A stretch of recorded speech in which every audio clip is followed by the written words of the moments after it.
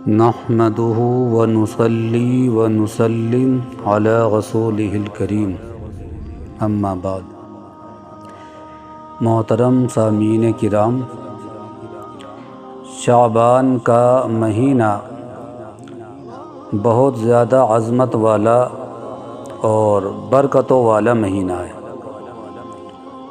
اس مہینے کی عظمت کا اندازہ آپ نبی کی اس حدیث سے لگا سکتے ہیں کہ جس حدیث میں نبی نے یہ فرمایا، شعبان شہری و رمضان شہر اللہ، کہ شعبان میرا مہینہ ہے اور رمضان اللہ کا مہینہ ہے۔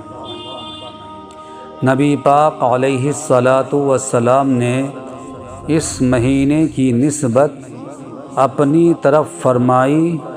اس سے یہ بات معلوم ہو گئی کہ جس طرح سے آپ کا مقام بہت بلند ہے، بہت اونچا ہے، تو جس چیز کی نسبت آپ کی طرف ہو گئی یا جس چیز کو آپ نے اپنا کہہ دیا، یقینی طور پر اس کا مقام بہت بلند ہو گیا۔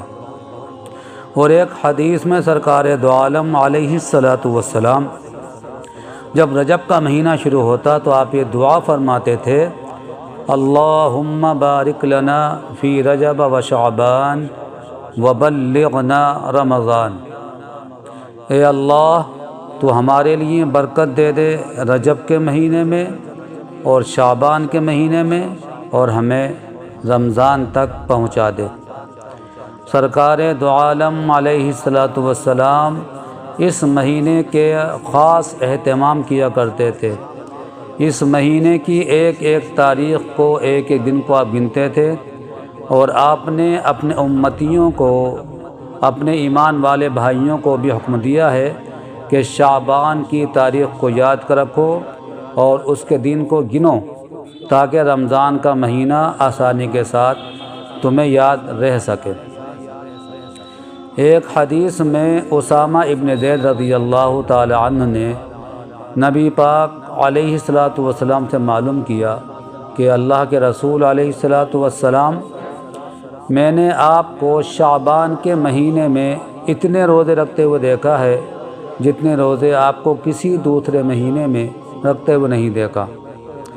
تو آقا علیہ الصلاۃ والسلام نے ارشاد فرمایا کہ یہ مہینہ رجب اور رمضان کے مہینے کے درمیان ہے، یہ بہت عظمت والا مہینہ ہے۔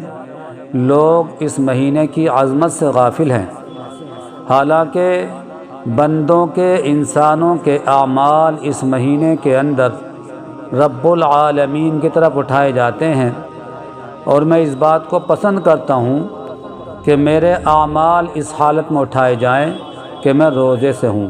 اس لیے آقا علیہ الصلوۃ والسلام اس مہینے میں بہت کثرت سے، بہت زیادہ روزے رکھا کرتے تھے۔